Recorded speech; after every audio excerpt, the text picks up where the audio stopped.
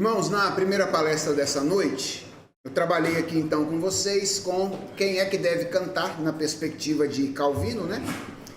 E nós vimos que o grande objetivo aí do projeto musical de Calvino foi promover a inclusão do povo de Deus por ocasião do canto congregacional. Nessa segunda palestra da noite, eu quero lidar com o que se deve cantar em uma perspectiva calvinista, certo? Então, o tema de agora é o canto calvinista como o canto dos salmos. Esse é o assunto da nossa palestra de agora. Quero começar dizendo que é algo que eu disse ontem, de um tempo para cá, tem havido uma espécie de redescoberta da tradição reformada aqui no Brasil, mas apesar desse descobrimento ou dessa redescoberta, existem muitos aspectos dessa tradição que parecem estar quase que completamente desconhecidos. E um desses aspectos é a contribuição reformada para a liturgia, mais especificamente para o canto congregacional, e no meio disso tudo está a questão acerca da qual nós vamos conversar hoje, que é a questão da salmodia. Então, sem dúvidas, a salmodia é uma das questões mais importantes da tradição reformada em termos de contribuição litúrgica e é uma das maiores contribuições da tradição reformada ao debate litúrgico e à prática litúrgica ao longo da história. Eu não sei se você sabe disso, mas a salmodia é uma das maiores contribuições reformadas à história da liturgia cristã. E existem duas coisas que, na minha opinião, são evidência disso. São a popularidade e a longevidade do Saltério de Genebra. Deixa eu citar aqui um parágrafo grande que está no livro que eu e João escrevemos, no qual, citando alguns autores e combinando algumas informações, que por uma questão de cadência retórica, eu não vou ficar mencionando quais são os autores aqui, nós dizemos o seguinte: em 1561, após o término de sua elaboração, os ministros da cidade organizaram aquele que seria um dos mais ambiciosos projetos de publicação experimentados até então no século XVI. Ao publicador e vendedor de livros Antônio Vincent, foi dada a responsabilidade pela organização de uma única edição do Saltério, dividida entre grande número de impressores, de algo em torno de 30 mil cópias. Para aquela época, isso é um negócio astronômico. Para a época, essa tiragem era astronômica. Vincent teve que contar com a ajuda de um número de impressores em Lyon, onde havia sido vendedor, e firmou parcerias com impressores em Metz, Poitiers e Saint-Lô, além de Paris, onde ele assinou contrato com 19 importantes impressores e publicadores. O Inário teve profunda ressonância, tanto na Igreja Comunitária de Genebra, como entre as congregações embrionárias em volta da França. Ele se tornou a fonte padrão para o canto dos salmos no mundo francófono, e as versões polifônicas compostas por Claude Goudimel, de 1551 a 1564, e por Claude Lejeune, publicadas postumamente em 1601, foram amplamente disseminadas para o uso doméstico. Em 1565, 4 anos depois da sua edição final, 62 reimpressões já haviam sido feitas. E até os dias atuais, esse é o único saltério dos tempos da Reforma ainda publicado em sua inteireza e usado em vários países. Esses dados são assustadores, né? Eles são dados assim enormes. Isso mostra a popularidade e a longevidade que o Saltério de Genebra teve, mostrando como essa questão da salmodia e o saltério são contribuições muito significativas da Reforma para a história da liturgia. As perguntas que eu quero responder com vocês nessa noite são algumas, são as seguintes. Primeiro, por que Calvino enfatizou o canto dos salmos? Segundo, como é que os salmos eram cantados nas igrejas que ele pastoreou? e como toda essa história da salmodia pode nos ajudar na música litúrgica contemporânea. Então nós vamos enfrentar essas questões hoje nessa segunda palestra. Antes, porém, eu quero dar uma palavra introdutória sobre a maneira como esse assunto costuma ser tratado entre os reformados. Ontem eu falei que nós gostamos de discutir sobre música, né? Música vira debate entre nós. Nós também transformamos a salmodia em um assunto polêmico. Aliás, irmãos, deixa eu dizer uma coisa. Estamos em casa, deixe-me fazer uma confissão / lamento. Nós reformados parecemos ter apreço por divisões. Nós parecemos gostar de uma briga. Nós parecemos gostar de coisas polêmicas que dividem a igreja. Nós precisamos aprender a ser menos divisionistas quando nós estamos debatendo coisas. Debates são legítimos. E nós podemos nos enfrentar em debates que sejam ferrenhos, mas nós devemos ter a paz da Igreja de Cristo como algo muito valioso quando nós estamos debatendo e discutindo algumas questões. Então, salmodia é uma questão polêmica no ambiente da igreja. Quem tem apreço pela salmodia geralmente deseja impô-la algumas vezes sob o argumento da sua obrigatoriedade ou sob o argumento da sua exclusividade. Isso faz com que quem já não tem lá muito apreço pela prática tenha menos apreço ainda pela prática da salmodia, a partir dessa maneira mais intransigente com que algumas pessoas acabam lidando com essa questão. E o que eu penso sobre isso é que nós devemos lamentar esse fato. Por quê? Porque como eu pretendo mostrar hoje para vocês, a conversa a respeito deste assunto entre os reformadores, especialmente nos textos de João Calvino, não girava fundamentalmente em torno da obrigatoriedade ou da exclusividade do canto dos salmos. Ele girava muito mais em torno do valor e do benefício de se cantar a palavra do Senhor. Veja, se você tem ideia do que é essa polêmica, eu espero em Deus que você hoje ouça uma abordagem diferente dessa questão, que não enfatiza a natureza polêmica dessas discussões. Se você não tem a mínima ideia do que eu estou falando, então talvez seja melhor assim, porque você vai me ouvir desarmado e aí você vai conseguir refletir e lidar com os meus argumentos sem um ponto de partida já bélico ou receoso, ouvindo com atenção aquilo que eu devo dizer.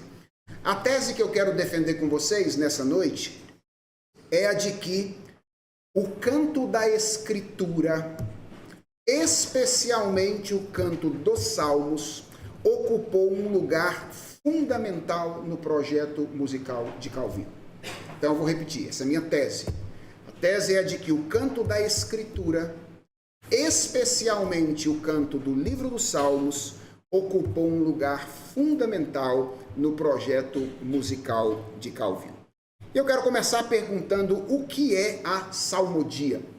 Geralmente nós definimos salmodia como o canto dos salmos, de maneira assim bem genérica, né? Salmodia é cantar os salmos.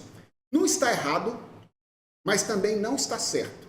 Se nós queremos uma definição um pouco mais precisa dentro do pensamento calviniano ou do projeto calviniano.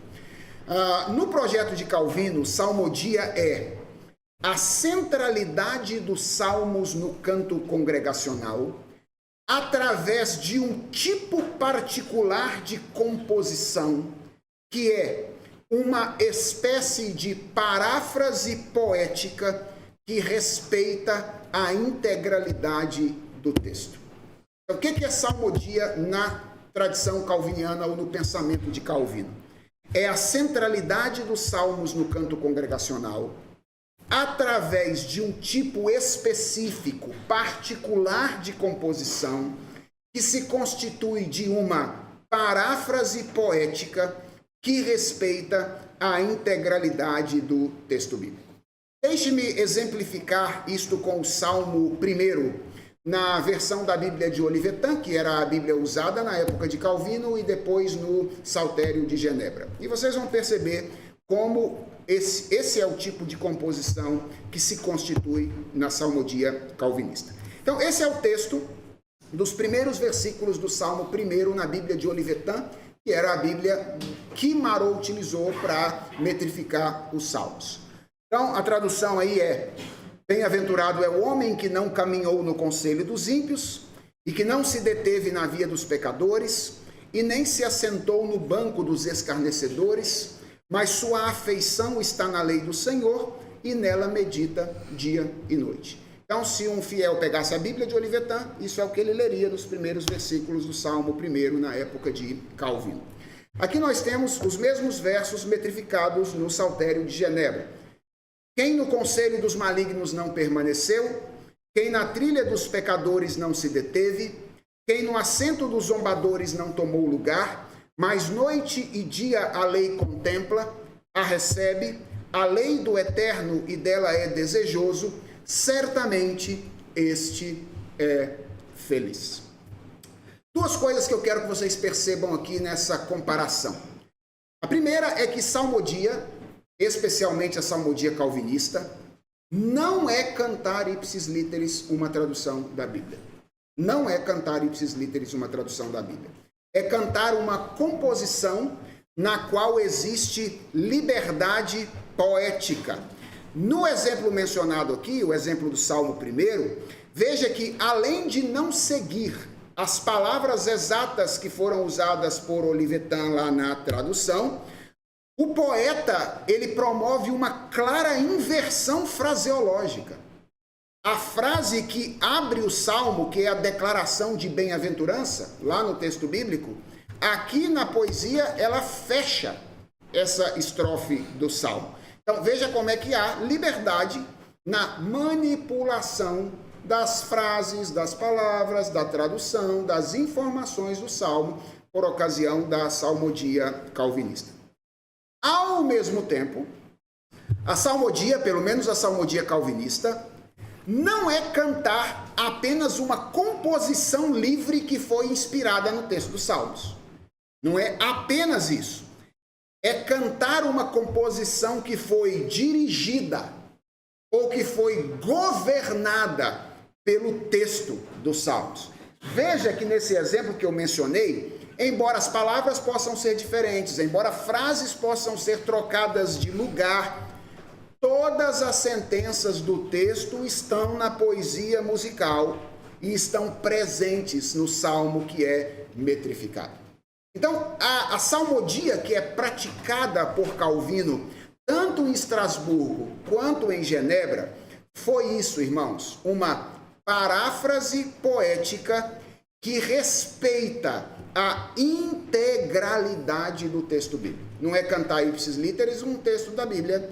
Também não é fazer uma poesia que pega uma ideia da Bíblia e depois fica livre completamente e diz, isso aqui é o canto de um salmo. Não é isso. É uma paráfrase do texto que, com liberdade poética, mas com o respeito ao texto, apresenta todas aquelas ideias e frases que estão presentes no texto da Escritura. Uma vez que a gente já sabe o que foi a salmodia calvinista, a pergunta é, por que é que Calvino defendeu o canto dos salmos? Bem, eu acredito que a salmodia calvinista tem basicamente 4 fundamentos diferentes, 4 grandes fundamentos. O primeiro fundamento é o que nós poderíamos chamar de um fundamento exegético. A salmodia calvinista era um esforço para colocar em prática Efésios capítulo 5, verso 19 e Colossenses capítulo 3, verso de número 16, onde nós somos instruídos pelo apóstolo Paulo como igreja do Senhor a cantar salmos, hinos e cânticos espirituais. Essa expressão, como nós vimos ontem, tem sido interpretada de maneira diferente, ou de maneiras diferentes, mas ela é interpretada pela esmagadora maioria dos reformadores como uma referência a 3 diferentes tipos de cântico. Os salmos referências a paráfrases dos salmos bíblicos. Hinos, uma referência a traduções de hinos da igreja antiga, os textos que se tornam clássicos no contexto da história da igreja, e cânticos, composições autorais mais livres e mais contemporâneas. Então, havia, por parte do entendimento dos reformadores, e não é diferente com Calvino, o entendimento de que cantar os salmos era uma orientação bíblica. E junto disso, havia o entendimento de que, sendo os salmos poesia inspirada, os salmos continham os textos mais dignos de serem cantados pelo povo de Deus.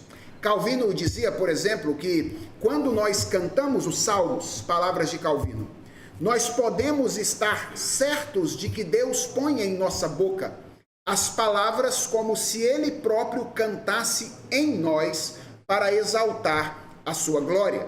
Não há questionamento possível ou dúvida de que Deus aprova suas palavras, pois elas são suas próprias, embora sejam pronunciadas por meio de uma boca humana. Então, Calvino entendia que se existiam textos, poesias dignas de serem cantadas, essas eram as poesias inspiradas. E quando nós cantamos as poesias inspiradas, podemos ter a certeza de que Deus está cantando em nós. A gente não teve tempo de dar uma olhada na visão litúrgica de Calvino de um modo geral, mas a ideia de Calvino não é a ideia de um culto de baixo para cima, certo? O culto para Calvino é um movimento de cima para baixo, tanto quanto todas as outras coisas na história da redenção. Então Deus ora em nós, Deus canta em nós. Lembre-se do que diz Hebreus capítulo 1, quando o autor de Hebreus coloca nos lábios de Jesus Cristo a afirmação de um dos salmos em que Jesus Cristo diz: no meio da congregação eu te cantarei louvores. Então, quando nós cantamos, e é por isso que nós nos preocupamos com aquilo que nós cantamos, nós não cantamos sozinhos, certo? Cristo canta conosco, Ele canta em nós. E por isso, nós devemos cantar as palavras de Deus. Então, há um fundamento exegético. Agora, eu quero já deixar muito claro aqui que isso não significa que Calvino tenha sido um adepto do que se convencionou chamar de salmodia exclusiva. Quando a gente analisa o trabalho musical de Calvino, nós percebemos que ao longo da sua trajetória, os inários produzidos debaixo da orientação de Calvino sempre incluíram outras peças além do texto dos Salmos. Então, quero dar alguns exemplos para vocês, apenas para ilustrar isso que eu estou dizendo. Então, o primeiro exemplo disso é a primeira grande contribuição de Calvino, que é um pequeno inário que ele publicou em 1539, quando ele ainda pastoreava aquela congregação de refugiados na cidade de Estrasburgo. Foi a sua primeira iniciativa musical. Aqui está a capa desse inário. E duas informações a respeito desse inário são interessantes aqui. Primeiro, o nome, certo? Qual é o nome desse inário? Alguns salmos e cânticos adaptados para o canto. Então, o nome do inário já tem uma distinção entre dois tipos de peça, certo? Os salmos e os cânticos adaptados para o canto congregacional. A segunda informação importante é a constituição deste inário. Esse inário tinha 22 textos ao todo. Entre eles estavam 13 salmos arranjados por Marot, o Salmo 1º, 2º, 3º, 15º, 19º, 32, 51, 103, 104, 130, 137 e 143. 5 salmos arranjados por Calvino, os Salmos 25, 36, 41, 138 e 113. Provavelmente esses salmos que foram metrificados por Calvino levaram em conta melodias extraídas dos primeiros saltérios alemães. Lembra que ele ouviu os salmos cantados em alemão, então traduziu para o francês. E além desses cânticos que eu acabei de mencionar, esse pequeno inário tinha uma versão do Nunc Dimittis, que é o cântico de Simeão, uma versão dos 10 mandamentos, acompanhado do Kyrie, que era uma das partes da missa na antiguidade, Então, os 10 mandamentos acompanharam do Kyrie, tem piedade, Senhor, tem piedade, Senhor. Cada mandamento era cantado e era acompanhado do tem de piedade de nós.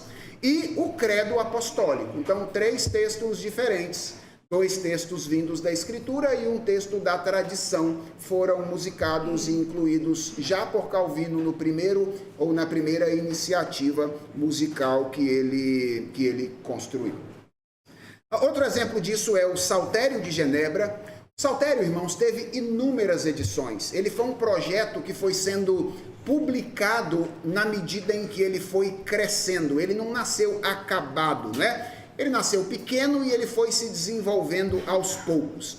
A primeira versão do Saltério é publicada em 1542 e ela somava àqueles salmos que já tinham sido publicados na cidade de Estrasburgo outras versões de salmos metrificados por Marot, que era o compositor àquela época.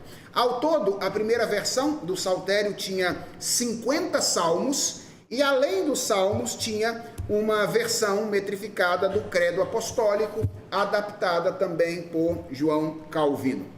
A versão completa do Saltério, ou seja, o Saltério com os 150 salmos, foi publicada pela primeira vez no ano de 1562, ou seja, 2 anos antes da morte de Calvino. Calvino morreu em 64, então ele só viu o Saltério ser publicado com todos os salmos durante 2 anos da sua vida.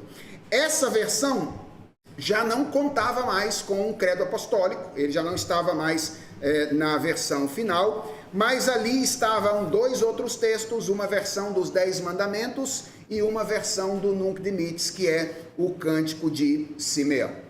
Alguns estudiosos estudam as versões do Saltério. Há uma estudiosa chamada Edith Weber, uma musicóloga famosa, cujos textos não estão ainda em português. Quiçá existem alguns textos em inglês da Edith Weber. E ela menciona pelo menos 15 diferentes outros cânticos que entraram em outras versões do Saltério posteriormente à morte de Calvino. E a gente percebe aqui, não tem tradução, né? Todos os textos, mas além aqui de outros textos bíblicos, então Lucas capítulo 1 é o Cântico de Zacarias, o Cântico de Moisés, Deuteronômio 32. Além disso, a gente tem aqui algumas orações que foram feitas por Calvino, então oração dominical, e nós temos aqui um poema, que é esse de número 11, que ao que tudo indica é um poema que foi escrito pelo próprio Calvino e que entrou em algumas versões do Saltério ao longo da história. Então tudo isso apenas para ilustrar, irmãos, que Calvino, embora tenha valorizado de maneira muito significativa os salmos no canto congregacional, de modo que é possível dizer que a espinha dorsal do canto calvinista, ou a espinha dorsal do canto de Genebra, era o livro dos Salmos, Calvino não foi um adepto daquilo que se convencionou chamar posteriormente de salmodia exclusiva. Então há um fundamento exegético, não é? Quando o Calvino entende que os salmos devem ser cantados, ele entende estar obedecendo a ordem da Escritura de entoar as poesias que foram inspiradas por Deus. Para além desse fundamento exegético, existe também um fundamento teológico na salmodia genebrina. A salmodia resulta do entendimento de que a palavra de Deus é o instrumento pelo qual o culto público deve ser dirigido do início até o fim. A ideia no pensamento de Calvino era que o culto apenas reverberasse a palavra de Deus, ou que o culto ecoasse as palavras de Deus registradas na Escritura. Então a Bíblia era aquilo que deveria ser lido, a Bíblia era aquilo que deveria ser ouvido, a Bíblia era aquilo que deveria ser orado, e a Bíblia era aquilo que deveria ser cantado ao longo do culto público naquela ocasião. Então há também, para além de um fundamento exegético, um fundamento teológico na salmodia calviniana. Em terceiro lugar, há um fundamento histórico na salmodia calviniana. Salmodia foi uma prática não originalmente de Calvino, mas ela foi inspirada em um costume antigo que era muito praticado por algumas ordens monásticas. No caso de Calvino, a grande inspiração veio dos monges beneditinos que cantavam os cânticos ou os salmos da Escritura semanalmente. Então, os monges beneditinos cantavam os 150 salmos toda semana. Essa era uma prática comum dos monges beneditinos. Lembram, irmãos? Eles eram monges, certo? Eles viviam exclusivamente dedicados para o serviço religioso. Obviamente, essa prática não pôde ser copiada na cidade de Genebra, porque as pessoas tinham que trabalhar, tinham que viver a sua vida na vida comum, elas não eram monges, mas Calvino usou esse princípio em Genebra e adaptou a prática de modo que, em Genebra, nos cultos, a partir de um tempo havia 2 cultos na cidade de Genebra, um na quarta-feira e um no domingo. Os 150 salmos eram cantados semestralmente na liturgia de Genebra. Então a gente consegue verificar a ordem semestral na qual os salmos eram cantados na igreja de Genebra. E às vezes acontecia coisas interessantes, é que pedaços de salmos eram cantados em cultos diferentes. Então o salmo era começado a cantar no culto da quarta-feira e ele só ia terminar no culto do domingo, por causa do tamanho dele, era muito grande. Aí então cantava metade do salmo no domingo e a outra metade só ia cantar no domingo seguinte ou na quarta-feira seguinte. A gente tem isso claramente documentado nas liturgias de Genebra do tempo de Calvino. Qual era o objetivo desse costume, né? Essa ideia de cantar os 150 salmos durante o semestre? Era valorizar os salmos na sua individualidade e evitar aquele costume que a gente tem de criar um cânon dentro do cânon, né? A gente adora alguns salmos. Por exemplo, o 23, a gente adora o 96, a gente gosta do 100, mas tem uns que a gente não gosta muito, né? O 88, o 87... Esse a gente não gosta muito, a gente prefere o 23 ao 88. Então, a ideia era, a gente precisa cantar tudo, toda a palavra de Deus precisa ser valorizada, não apenas aquilo que a gente gosta e nos apetece mais, mas tudo aquilo que Deus revelou. Então, a ideia de cantar os 150 semestralmente era para valorizar os salmos em sua individualidade. E segundo, possibilitar a memorização de todos eles e não apenas de alguns, como nós o fazemos no nosso tempo. Então, há um fundamento exegético na salmodia calvinista, há um fundamento teológico, há um fundamento histórico e, finalmente, há um fundamento pragmático ou um fundamento prático na salmodia calviniana. Gente, os reformadores, e Calvino de um modo especial, entendiam que havia um benefício muito prático na prática de cantar os salmos. Calvino dizia, e acho que essa expressão encapsula bem esses benefícios, que os salmos são uma anatomia completa da alma humana. Essa era a expressão que Calvino usava para os salmos. Os salmos são uma anatomia completa da alma humana. Em que sentido? No sentido de que eles expressam a grande variedade de sensações que nós experimentamos na nossa relação com Deus. Então, os salmos têm adoração? Tem. Mas os salmos também têm inquietação. Os salmos também têm lamento. Os salmos também têm indignação. E Calvino entendia que quando nós cantamos os salmos, nós cantamos a multiplicidade, a variedade de sentimentos que nós experimentamos na nossa relação com Deus. O que eu quero que vocês percebam aqui, irmãos, é que para Calvino, para os reformadores de modo geral, mas para Calvino de modo especial, assumir os salmos como a matriz do canto litúrgico nunca foi simplesmente uma questão de dever. era, sobretudo, uma questão de consciência de benefício. Ou seja, Calvino não cantava os salmos porque ele era obrigado a cantar. Calvino queria que a igreja cantasse os salmos porque ele entendia que a igreja seria profundamente abençoada se ela entoasse a poesia que Deus revelou quando entregou o seu inário inspirado.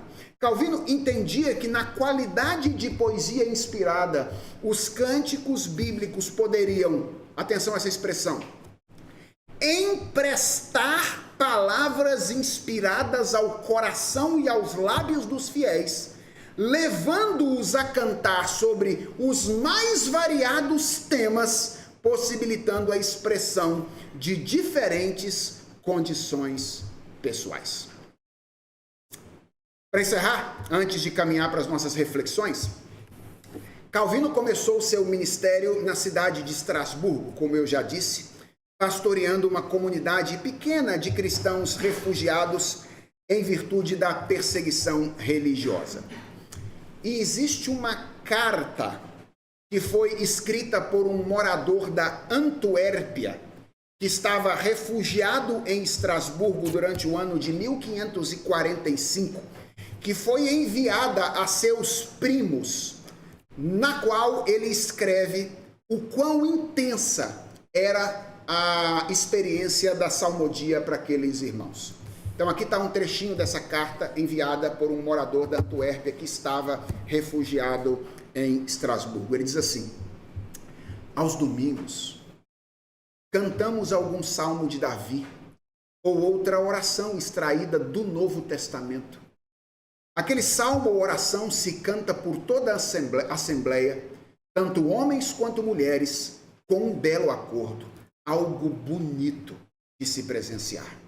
Você deve imaginar cada um tendo um inário em sua mão, daí porque eles não perdem contato entre si. Nunca pensei que pudesse ser tão agradável e delicioso como é. Inicialmente, por 5 ou 6 dias, enquanto olhava para este pequeno grupo, daqueles expulsos de seu país por haverem defendido a honra de Deus e seu evangelho, eu comecei a chorar. Não ao ponto da tristeza, mas de alegria por ouvi-los cantar de bom grado. E enquanto cantavam, rendiam graças ao Senhor, que se agradou em colocá-los num lugar onde seu nome era honrado e glorificado. Jamais uma criatura poderia crer na alegria experimentada por alguém em cantar os louvores e maravilhas do Senhor em língua materna, como alguém os canta aqui. Bonito isso, né?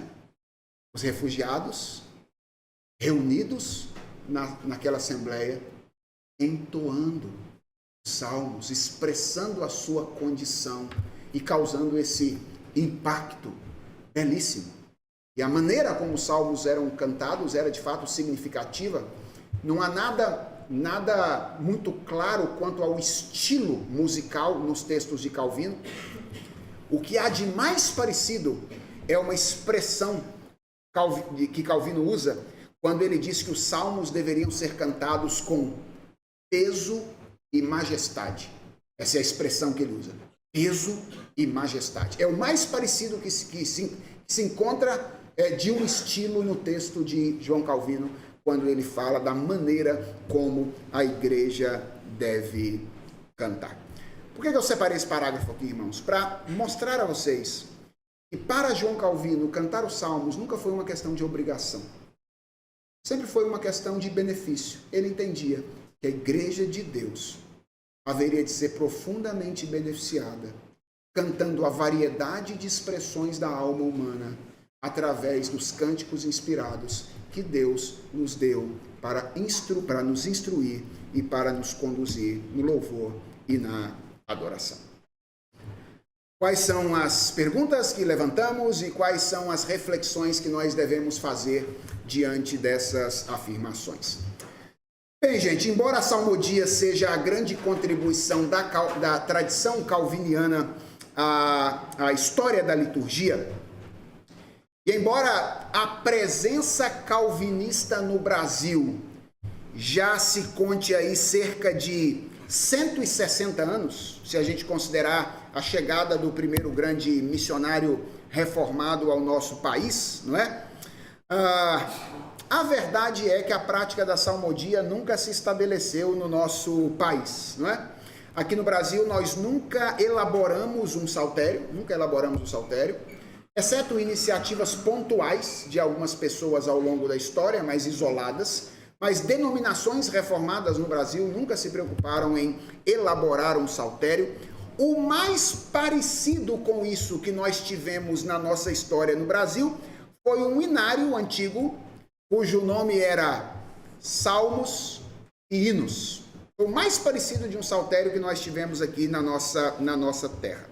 Mas a versão maior dos Salmos e Hinos tinha 255 hinos.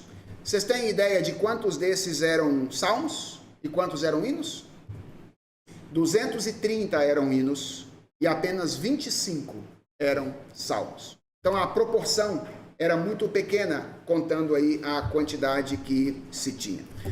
O inário atual da maior denominação reformada no Brasil, que é a nossa denominação, a Igreja Presbiteriana do Brasil, tem um pouco mais de 400 hinos, certo? Porque tem alguns que são meio dobrados ali, né? Então tem o 110, o 110A e etc. Então, mais ou menos 400 hinos. Vocês têm ideia de quantas paráfrases de salmos nós temos no Inário Novo Cântico? Alguma ideia? Se a gente contar aqueles que são parcialmente salmos, nós temos 11 paráfrases de salmos no meio dos 400 hinos que compõem o nosso inário.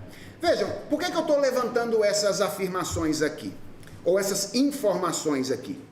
Irmãos, de modo nenhum, o meu objetivo é desmerecer o trabalho de irmãos do passado que fizeram um esforço descomunal para que a igreja brasileira cantasse boas canções. Nós devemos louvar a Deus muito, nós devemos louvar muito a Deus pela vida desses irmãos, pela vida de tanta gente que Deus usou e que ainda hoje Ele usa, que tem se esforçado para que a igreja cante a palavra do Senhor. O meu objetivo ao levantar essas informações é apenas dizer que nós reformados brasileiros parecemos ter promovido uma inversão na ordem em que cânticos bíblicos e cânticos autorais eram cantados na nossa tradição. Vejam, qual é o meu ponto?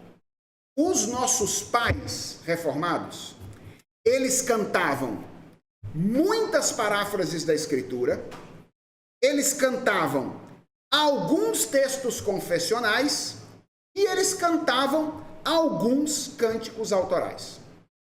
Nós cantamos o quê? Nós cantamos majoritariamente cânticos autorais, pouco ou nenhum texto confessional, pouca ou nenhuma paráfrase da Escritura. Em outras palavras, o que isso significa? Que nós cantamos mais a nossa hermenêutica da Escritura do que a Escritura propriamente dita. Certo? Nós cantamos mais a nossa interpretação do texto bíblico do que nós cantamos o texto bíblico propriamente. E isso tem um efeito colateral. Querem ver? Tragam à memória rapidamente um cântico congregacional cujo tema seja a luta humana contra o sentimento de ausência divina em meio de circunstâncias adversas. Rápido, traga à memória um cântico cujo tema seja esse sentimento de ausência divina no meio de uma circunstância adversa. Talvez você consiga se lembrar de um ou dois, certo? Talvez você consiga. Conseguiu se lembrar de algum? Então, tente se lembrar agora de um cântico que descreve a luta humana contra a inveja que nós sentimos dos ímpios em virtude da aparente prosperidade deles. Tente encontrar um cântico. Agora, deixa eu fazer uma pergunta para você. Essas coisas não fazem parte da sua relação com Deus? Sentir que Deus está longe de você em alguns momentos da vida? Sentir inveja dos outros porque os outros parecem ir bem e você só se lasca? Isso não faz parte da sua relação com Deus? Não é parte da sua vida esse negócio? Traga então à sua memória cânticos que falem da sua experiência de ira ou da sua experiência com a ira de Deus. Traga à sua memória um cântico que fale sobre isso, sobre a ira de Deus. O tema é a ira de Deus manifesta sobre a ira temporária de Deus, a justiça de Deus temporária de Deus manifesta sobre você. Irmãos, todas essas coisas fazem parte da nossa experiência com Deus. E tudo isso é mapeado pela Escritura Sagrada. Mas veja bem, é bem provável que você tenha tido muita dificuldade para se lembrar de um cântico cujos temas são esses. Por que isso acontece, gente? Ora, porque há uma inclinação monotemática no canto congregacional contemporâneo. Há uma inclinação monotemática. E isso é triste. Sabe por que isso é triste? Porque muito de técnica musical foi aprendido de Calvino até os dias de hoje. Muitos estilos e variações musicais surgiram de lá para cá, resultante em uma riqueza enorme promovida pela graça comum de Deus. Mas toda essa variedade é usada para explorar apenas um tema, ou dois temas gêmeos, que são louvor e adoração. A gente só canta isso hoje em dia, louvor e adoração, que embora sejam temas importantes, eles não exaurem a totalidade da nossa relação com Deus. O que eu estou querendo dizer, irmãos? Que tem música demais para tema de menos no nosso país. É música demais para tema de menos. E nós precisamos, de alguma forma, enfrentar esse problema. E a pergunta é, como é que a gente enfrenta isso, né? Eu creio que um bom caminho para a nossa geração é buscar um maior equilíbrio entre os cânticos autorais e os cânticos bíblicos na liturgia. Eu não creio, irmãos, que nós devemos deixar de cantar cânticos autorais. Pelo contrário, eu acredito que nós devemos continuar cantando as boas canções que os nossos irmãos têm composto para a edificação da igreja. Mas nós devemos fazer isso sem deixar de cantar do modo mais próximo possível do texto a palavra do Senhor. Então nós já daremos um passo, ou já teremos dado um bom passo, se nós buscarmos um maior equilíbrio entre o canto da nossa hermenêutica da Escritura e o canto da própria Escritura. E posso dizer uma coisa a vocês? A gente não precisa começar do zero, como Calvino não começou do zero. Calvino começou, de alguma maneira, buscando inspiração naquilo que já existia. Sabe qual foi o modelo que Calvino usou para começar a realizar o saltério? Catalogação do que já existia. Ele ia olhando para as igrejas que cantavam em outros idiomas, e o que ele fazia? Traduzia os salmos para serem cantados na sua própria língua. Ele ia se apropriando daquilo que já existia e introduzindo no saltério, até que ele então teve condições de ter músicos e poetas ao seu lado para ajudá-lo a compor o saltério de Genebra. Então, a gente não precisa começar do zero. Existem muitas coisas belas que já estão produzidas e que a gente pode cantar. Por exemplo, existe uma versão do Salmo de número 121 para o canto coral, escrito pelo Allen Pott. Lembram dessa versão? Elevo os meus olhos aos montes, meu auxílio de onde virá. Tem a versão do Salmo 142 do Inário Cantor Cristão. Com a minha voz clamo ao Senhor, com a minha voz ao Senhor suplico, diante dele a queixar-me eu estou, diante dele exponho a minha aflição. Você tem versões mais contemporâneas, como por exemplo aquelas que compõem o disco 3 de Louvor 3 de Vencedores. É verdade que é difícil considerar salmodia no sentido radical da palavra, porque muitos são trechinhos muito curtinhos de salmos. Mas por que não? Compositores não podiam partir desses trechos curtos e ampliar para que o salmo pudesse ser cantado com maior extensão. Em Genebra, os salmos não eram cantados todos no mesmo culto integralmente. Eles eram cantados, às vezes, parcialmente, embora nos cultos seguintes o restante deles seria cantado. Então, parece que não seria um grande problema, à luz da salmodia calvinista, cantar um cântico, um salmo pela metade em um culto e terminar de cantá-lo posteriormente. Então, esse é um exemplo de como é que coisas mais recentes podem ser úteis no sentido de nos ajudar a, por meio de um processo de catalogação, equilibrar aquilo que nós cantamos na nossa igreja. E a segunda coisa que eu acho que nós precisamos fazer é estimular os músicos das nossas igrejas a servir a igreja, musicando paráfrases de textos bíblicos, especialmente os salmos. Eu não acho que esse seja um trabalho solitário. Eu acho que isso é um trabalho para uma comunidade de compositores. Eventualmente, a nossa denominação poderia, quem sabe, pegar muitos compositores hábeis que existem no nosso meio para dizer para eles, olha, nós gostaríamos de cantar em versões saudáveis, contemporâneas, a palavra de Deus. Portanto, trabalhem juntos, sirvam a comunidade de fé de vocês, coloquem música em paráfrases da Escritura, para que a gente possa cantar não apenas a nossa hermenêutica bíblica, mas também o texto da palavra do Senhor. Eu termino falando um pouquinho daquilo que temos feito lá na nossa igreja. Hoje nós temos um projeto musical lá na nossa igreja. Nós temos a facilidade de termos sermões em série, o que facilita bastante o nosso trabalho. Também temos a facilidade de termos os textos que serão pregados escolhidos com 1 ano de antecedência. Então a gente trabalha com 1 ano de planejamento de sermões, o que nos dá 1 ano de antecedência para olhar para as liturgias, de modo que o nosso projeto musical escolhe música semestralmente.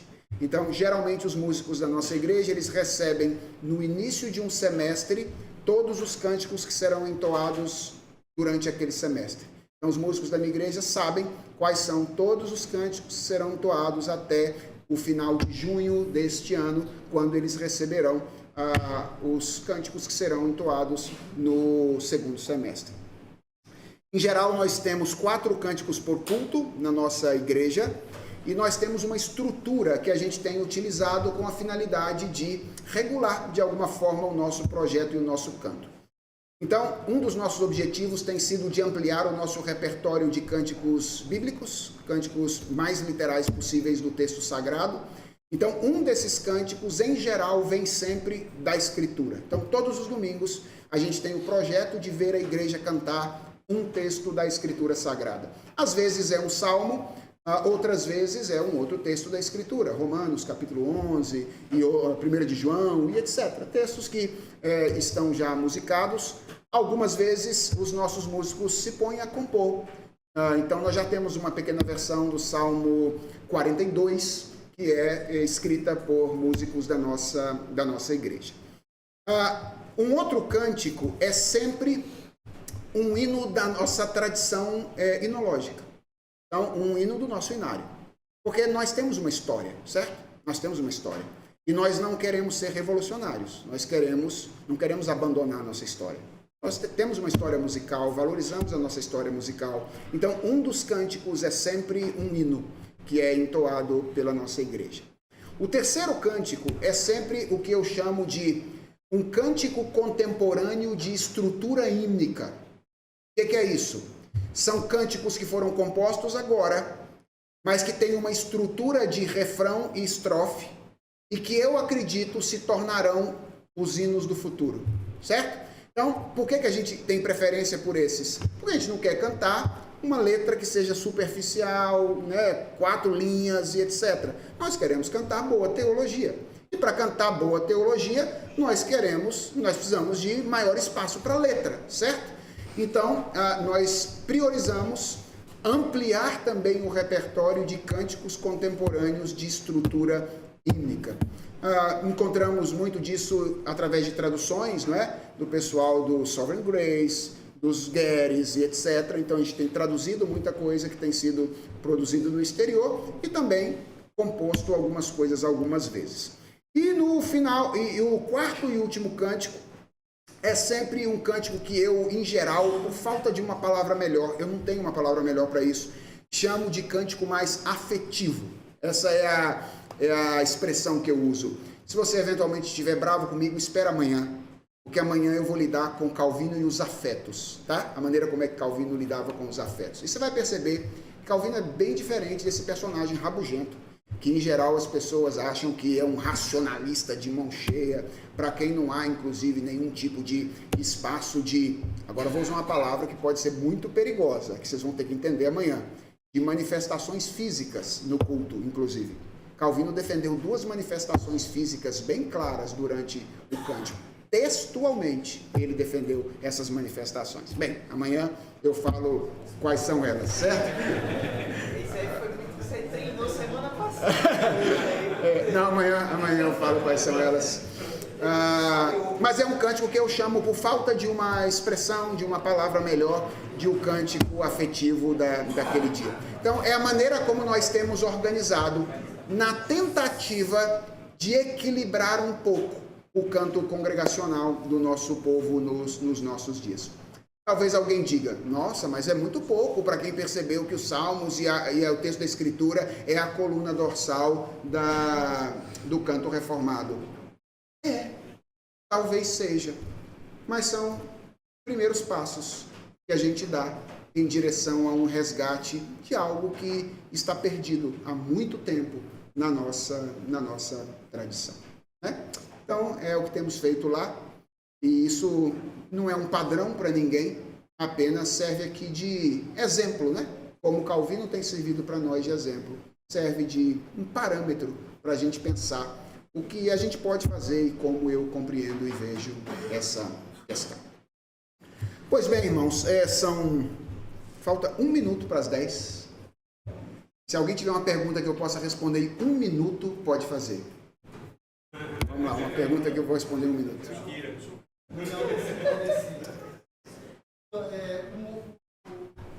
A música ela tem um momento específico.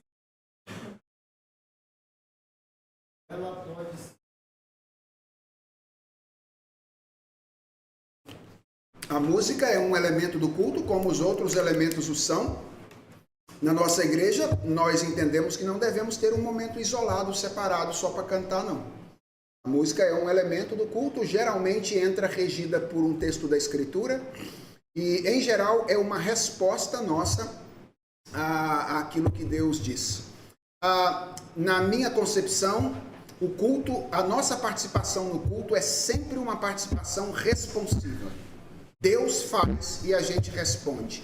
É por isso que, em geral, nossos cultos começam com leitura da Bíblia, porque quem fala primeiro é Deus. E aí depois a gente fala a partir daquilo que ele fala, o que ele diz. Eu não estou dizendo com isso que seja pecado começar culto com oração ou com hino. Estou dizendo que esteticamente, simbolicamente, parece fazer sentido essa ideia do texto bíblico abrir o culto e abrir a liturgia. Às vezes eu uso lá na igreja uma música no começo, sobretudo quando eu quero emoldurar o tema do culto. Então, quando eu quero construir uma moldura para que a igreja saiba, por exemplo, o culto vai versar sobre justificação, certo? Então, eu vou pregar sobre justificação.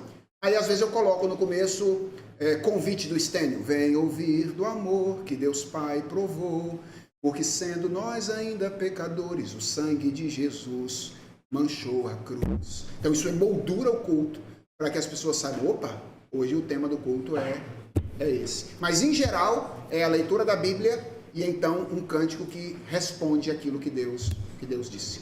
Em geral, é isso. Reverendo. Sim. Boa, Denis. Boa noite. É indiscutível que a influência de João Calvino, como reformador, tem sobre nós presbiterianos. Sim. Mas presbiterianos e também pastores, onde a principal influência daquilo que nós cremos e pensamos, seja em termos de a teologia do culto, ou eclesiologia, advém daquilo que nós chamamos de símbolos ou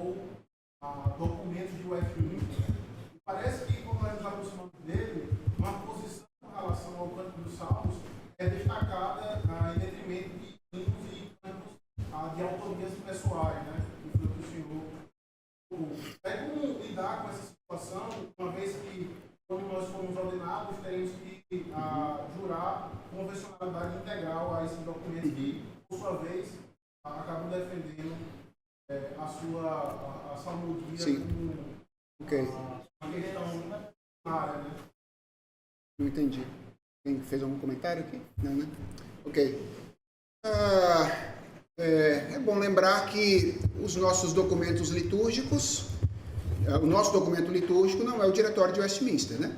A nossa denominação não recebeu o Diretório de Westminster como um documento confessional. Não, eu me refiro à confissão e aos catecismos. Ok. Aí nós precisamos tentar entender o uso que a confissão e os catecismos fazem da palavra salmos.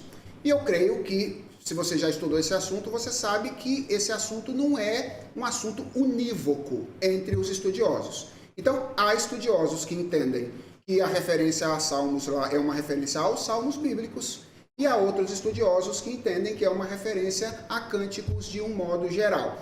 E esses, inclusive, têm bons argumentos de que há grafias diferentes em letras maiúsculas e minúsculas no período da Reforma e nos documentos confessionais. Então, veja, o meu ponto é que não me parece que essa seja uma questão de fácil interpretação nos nossos símbolos de fé. Esse é um ponto que eu acho no qual nós podemos discordar na maneira como nós interpretamos o nosso documento confessional.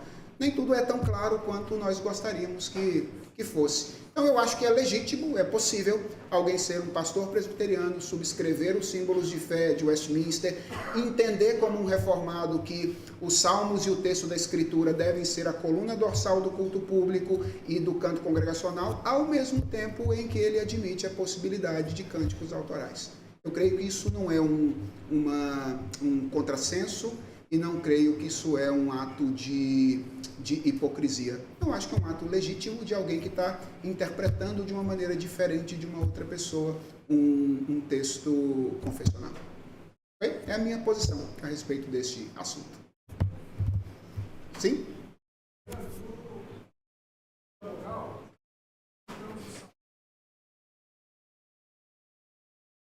Quando nós cantamos os salmos, Calvino diria: Deus em nós. Deus em nós. Essa é a expressão que ele usa lá. Ou nós, as palavras de Deus. Também é possível, né? Veja, na vida cristã, tudo que nós fazemos mediados pelo poder de Deus. Então, nós fazemos isso na salvação, por exemplo, nós respondemos movidos pelo poder de Deus. A resposta é: por que no culto seria diferente? No culto é Deus quem nos move a adorá-lo também.